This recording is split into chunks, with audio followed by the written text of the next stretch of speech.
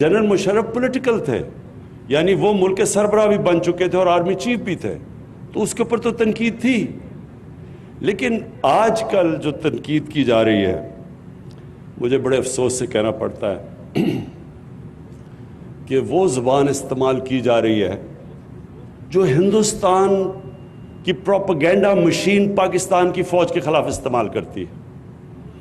एक आपकी पता नहीं कितनों की नज़रों से गुज़रा, यूरोपियन यूनियन की डिसइंफॉर्मेशन लैब, उन्होंने इंकशाफ किया कि हिंदुस्तान ने फेक साइट्स, मीडिया साइट्स बनाई हुई थी कुछ 700, जिसमें उन्होंने मरे हुए लोगों के नाम पे भी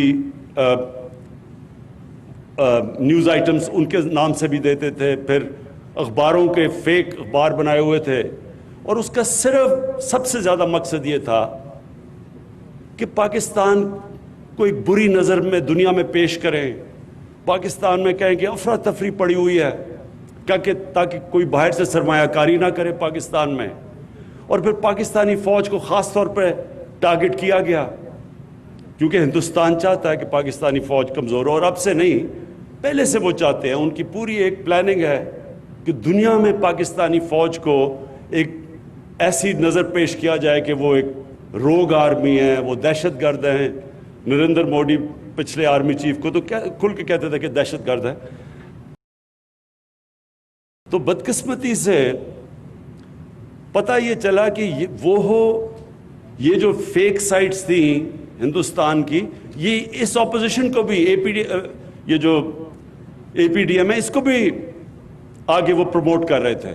और कई ऐसे सहाफ़ी हैं जो इनको भी प्रमोट करते हैं, और वो हिंदुस्तान की इस डिसइंफॉर्मेशन के हिस्सा थे। तो कहने का मकसद ये है कि पहली दफ़ा हुआ है कि पाकिस्तान की ऑपोजिशन इस तरह पाकिस्तान की फ़ौज को टारगेट कर रही है, आर्मी चीफ को, ISI चीफ को। इसकी कोई पहली मिसाल नहीं है। और टारगेट क्या कर रहे हैं, क्या रहे हैं कि जनाब इलेक्शन जो था वो इन्होंने, क्योंकि फ़ौज ने धांधली करवाई, इसलिए सिलेक्टेड गवर्नमेंट है। तो इसके लिए कोई इनसे पूछे कि अगर इलेक्शन में धांधली हुई थी तो क्या आप गए थे इलेक्शन कमीशन के पास, क्या आप सुप्रीम कोर्ट गए, क्या आप पार्लियामेंट में आए, कोई आपने फोरम पे कहा कि धांधली हुई है? तो आज जब अमेरिका में इलेक्शन हुआ, तो जब रिपब्लिकन्स कहना शुरू हुए कि इलेक्शन में धांधली हुई, तो मीडिया पहले कहता था कि इन्होंने अभी तक कोई सबूत नहीं दिए। जरदारी को जेल नवाज शरीफ ने डाला था करप्शन में। दोनों हुकूमतें दो दफ़ा करप्शन में गई थी, एक दूसरे को करप्ट कहते थे। तो आज सिर्फ अपनी चोरी बचाने के लिए एक मुल्क की वो इंस्टीट्यूशन जो अगर आज कभी भी पाकिस्तान को एक मजबूत फ़ौज की ज़रूरत है तो आज ज़रूरत है। और क्यों ज़रूरत है? क्योंकि हमारे साथ जो हमारा हमसाया है, 73 साल की तारीख में बरे सगीर में इस तरह की हुकूमत नहीं आई जो आज हिंदुस्तान में आई है, जो कि एक इंतहा पसंद, एक टोटलिटेरियन, एक रेसिस्ट, एंटी मुसलमान और एंटी इस्लाम और एंटी पाकिस्तान, कभी ऐसी हुकूमत नहीं आई, और जो उन्होंने कश्मीरियों से कर रहे हैं। और उस टाइम पे अपनी फ़ौज को अटैक करना और फिर अपनी फ़ौज को कहना कि एक इलेक्टेड हुकूमत को गिरा दो, अपने आप को डेमोक्रेट्स कहते हैं, इलेक्टेड हुकूमत को गिरा दो।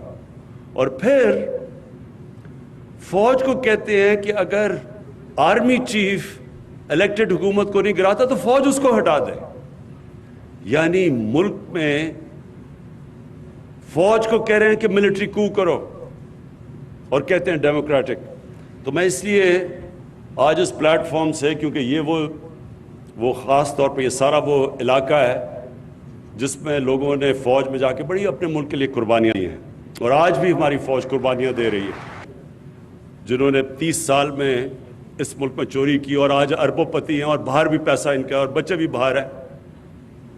इनके जो 2 बच्चे, अब एक का बेटा एक की बेटी, अब जो ये NRO के जलसे कर रहे हैं, तो ان سے کوئی پوچھے کہ آپ کی کوالیفیکیشن کیا ہے, کیا وجہ ہے کہ آپ دونوں پارٹیز کے سربراہ بنے ہوئے ہیں, کیا کیا آپ نے؟ آپ اگر کوئی نوکری, چھوٹی سی بھی نوکری لینے جاتے ہیں تو پہلا سوال آپ سے یہ پوچھا جاتا ہے کہ آپ کا جاب ایکسپیرینس کیا ہے, آپ نے کیا کیا زندگی میں. جاب ایکسپیرینس کے بغیر آپ کو کہیں نوکری نہیں ملتی. تو ان دونوں سے اگر کوئی پوچھے کہ آپ کا جاب ایکسپیرینس کیا ہے تو وہ کہیں گے جی ہمارے دونوں کے باپ پاکستان کے کرپٹ ترین آدمی تھے اور ان کے اوپر کیسز چل رہے ہیں اور عدالتوں میں کنوکٹ ہو رہے ہیں, یہ ہماری کوالیفیکیشن ہے. اور تو ان کی کوالیفیکیشن کوئی نہیں, 1 گھنٹے کا دونوں نے کام نہیں کیا زندگی میں, 1 گھنٹے کی کمائی نہیں کی, تو وہ ملک چلانے جا رہے ہیں.